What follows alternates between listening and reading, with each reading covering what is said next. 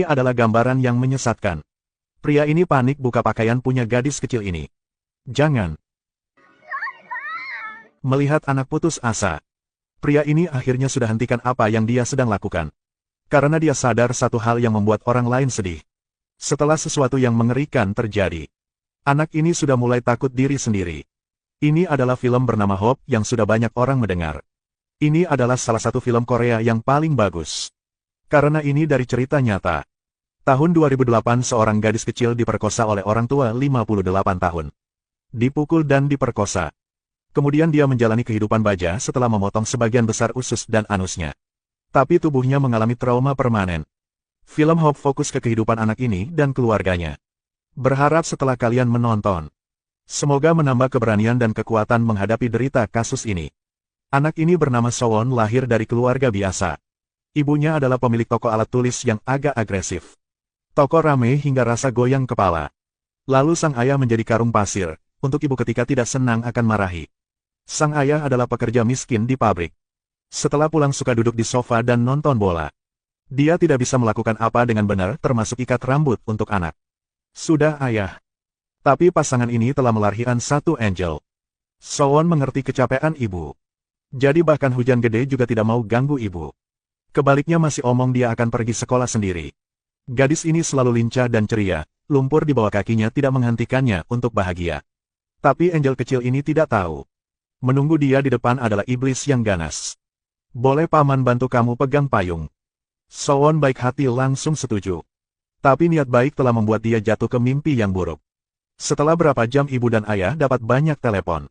Polisi beritahu anak mereka sakit sudah dibawa ke rumah sakit. Dan Sowon yang lapor polisi sendiri. Ketika ibu dan ayah sampai ke rumah sakit, sang ibu langsung jatuh. Anak sedang hampir mati. Seluruh tubuh penuh dengan darah, wajah cacat. Bahkan ada bekas gigi besar di muka. Dokter bilang usus dan anus yang rusak membutuhkan pembedahan. Membuat anus buatan untuk bisa melanjutkan hidup. Ayah menahan air mata. Tolong selamatkan anak saya. Setelah dioperasi, kondisi Sowon sedikit baik. Ibu di luar melihat sebentar lalu lari keluar. Dia tidak berani melihat anak. Sang ayah ambil nafas panjang menahan air mata. Dia duduk di samping anak. Sowon merasakan disentuh oleh ayah. Dia buka mata yang masih bisa lihat lalu tanya. Ayah tidak pergi kerja? Ayah mencoba tahan air mata setelah mendengar itu. Bahkan ketika anak dia telah menghadapi soal itu. Pertama masih tanya apakah dia mengganggu ayah. Setelah terjadi aku takut ayah sibuk. Tapi orang jahat harus ditangkap dengan cepat. Aku merasa aku sudah dewasa. Jadi langsung menelepon polisi. Sowon tanya ayah apakah orang jahat itu akan ditangkap. Dia takut orang itu akan menyakiti teman lain. Ayah berjanji akan bantu anak cari penjahat itu. Dengan cepat polisi sudah kunci target dengan sidik jari. Tapi mereka tidak bisa tangkap karena hanya dengan sidik jari. Polisi bilang jika korban setuju untuk mengidentifikasi pelaku. Mereka bisa langsung tangkap. Ibu tidak bisa terima kenyataan yang buruk ini. Tapi sang ayah berkata. Dia berjanji sama anak akan tangkap penjahat. Karena tidak mau anak menjadi takut dokter psiko sudah datang. Dokter berusaha menenangkan perasaan Sowon. Perlahan bantu gadis kecil ini temukan pelaku. Sowon setuju. Di dalam ada foto punya berapa tersangka. Dia masih ingat muka penjahat. Setelah dokter keluar kasih tahu akan ada banyak masalah psikologi dengan anak ini. Suruh mereka mencari jika butuh. Lalu kasih kartu nama ke sang ayah tapi sang ibu ambil kartunya. Dan bilang dokter karena mau cari duit makanya baru omong seperti itu. Tidak lama dokter sudah temukan penjahat. Ayah langsung ke kantor polisi setelah dapat informasi. Tapi masih belum melihat penjahat sudah ditanya sama reporter. Lampu flash nyala terus. Penderitaan mereka dimanfaatkan oleh para jurnalis. Lalu mereka ungkapkan alamat rumah sakit Sowon. Menunggu ayah datang reporter di luar sudah mulai acara langsung.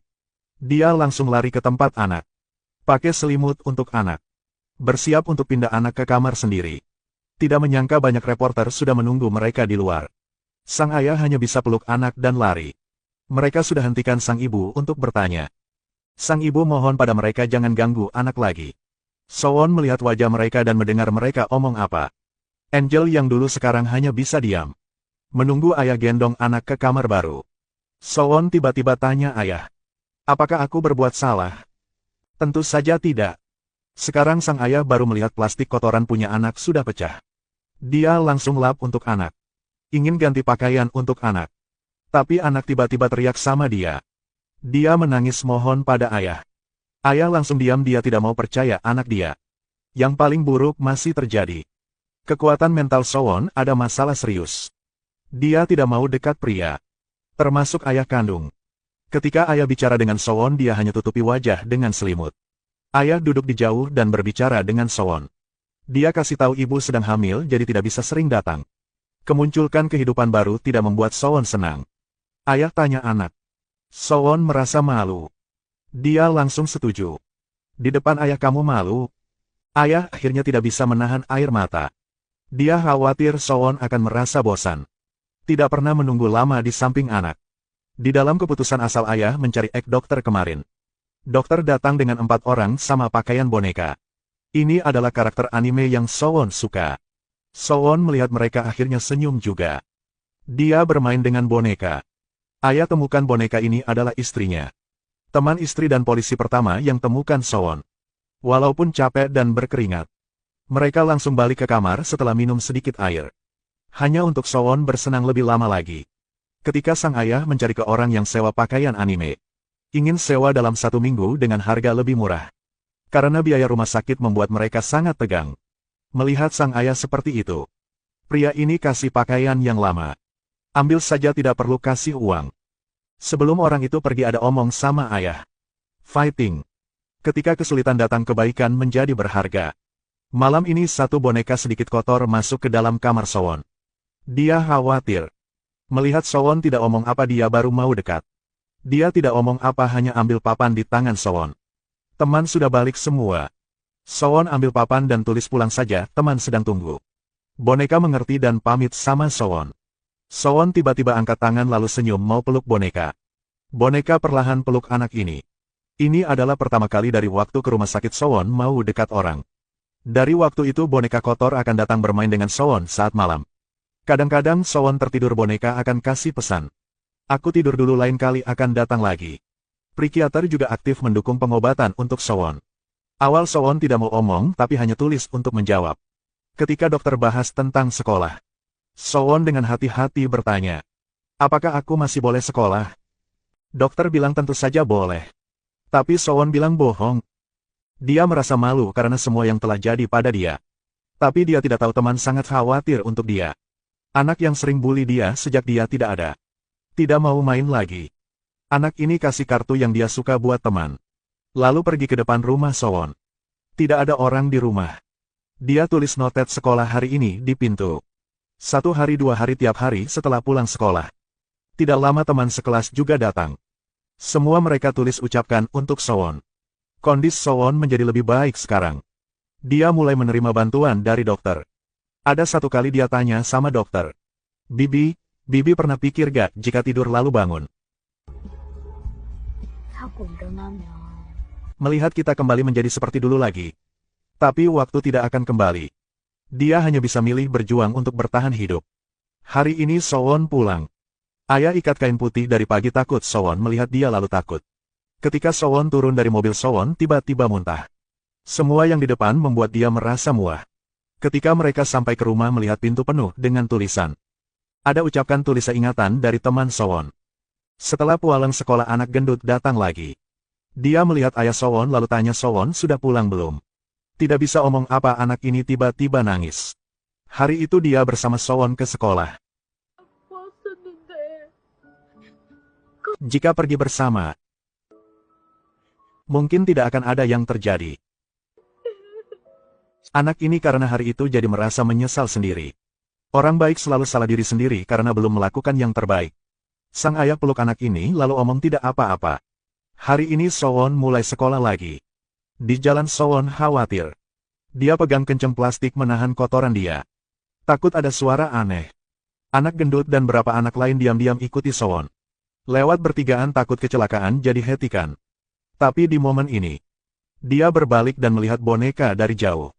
Kemunculan dia membuat Sowon lebih percaya diri. Dia maju ke depan dan senyuman di bibi. Di kantor guru. Ayah Sowon mohon pada guru untuk menjaga Sowon. Jangan biarkan guru laki-laki mendekati. Dan jangan biarkan anak lain membuli dia. Guru semua setuju, sang ayah terima kasih padanya. Ayah langsung minta maaf dan keluar dari sana. Setelah pulang ke rumah, dia siapkan untuk Sowon satu tas, di dalam penuh dengan permen. Lalu taruh di tempat tidur Sowon. Suara permen bisa sembunyikan suara dari plastik kotoran. Ayah harus kerja tiap hari. Walaupun sibuk dia lari keluar jam istirahat siang. Ketika Sowon di dalam kelas melihat boneka di luar, dia akan membuat Sowon senyum dengan tarian lucu. Saat pulang sekolah akan diam-diam menjaga Sowon. Sampai hari ini Sowon suruh boneka datang. Dia datang dan tanya, "Ini ayah kan?" Ayah di dalam boneka penuh dengan keringat. Dia langsung jawab. Sowon pintar sudah mengerti semua itu karena ayah sayang sama anak. Dia pegang tangan ayah pulang ke rumah. Ibu melihat ayah dalam boneka jadi tidak mengerti apa. Sekarang Sowon buka topeng. Senyum dan lap keringat di wajah. Cinta ayah akhirnya membuat Sowon buka ikatan di hati.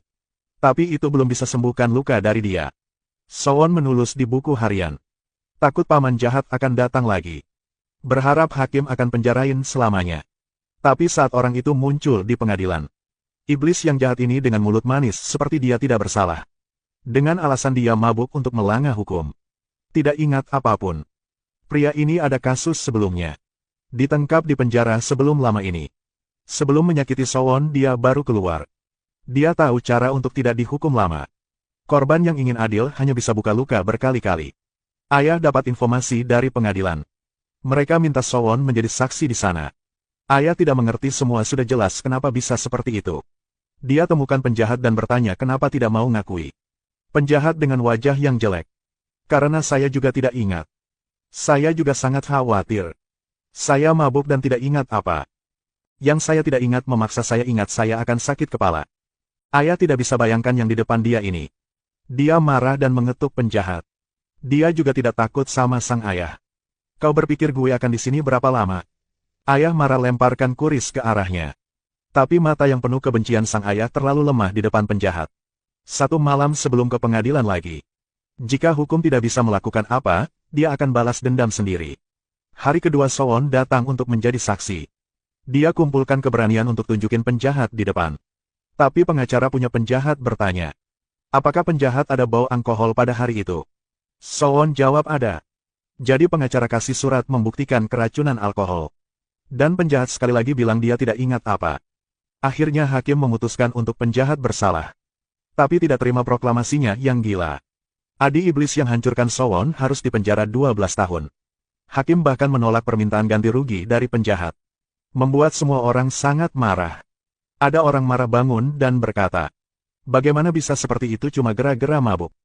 Mabuk lalu pengemudi itu bersalah tapi biarkan orang mabuk telah hancurkan hidup anak kecil.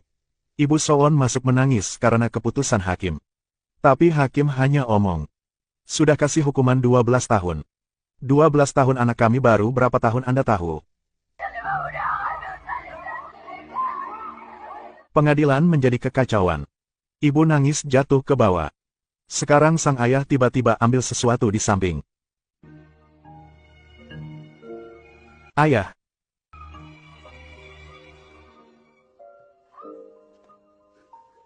Ayah kita pulang saja.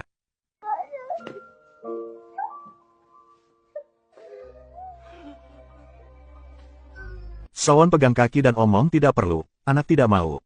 Ternyata dia telah mendengar apa yang dikata ayah sebelumnya. Ayah sakit jatuhkan papan nama. Berlutut dan omong sama Sowon. Pulang kita pulang saja. Dia menangis dan peluk Sowon keluar. Berapa bulan kemudian, adik Sowon lahir dan dikasih nama Sowon. Berharap kehidupan baru ini akan beri semua orang harapan baru. Senyuman telah muncul di wajah Sowon lagi. Tidak ada yang tahu orang senyum adalah orang paling sakit. Karena mereka tidak mau orang lain tahu kesakitan yang mereka harus terima. Ending punya Hope adalah Sowon omong sendiri. Hari ini dia pulang lebih awal. Karena dia tidak mau dilihat sama anak-anak lain. Kadang dia berharap lebih baik jika tubuh dia lebih sehat. Ayah masih suka santai di sofa nonton TV. Sepertinya semua sudah kembali seperti dulu. Sowon ke samping adik dan ibu. Kamu bisa lahir itu sangat baik. Cahaya dari matahari lewat pesawat kecil di tangan. Sepertinya membawa harapan baru. Nenek Sowon dulu suka omong ya ampun. Itu adalah arti dari tentang hidup. Bahkan hasilnya sudah diatur butuh berjuang juga. Korea lulus hukum pengebirian pada tahun 2010. Melakukan kebiri kimia terhadap penjahat yang menganiaya anak. Di tempat yang kita tidak bisa melihat. Penderitaan akan melahirkan bunga keadilan. Berdoa untuk semua anak di dunia ini.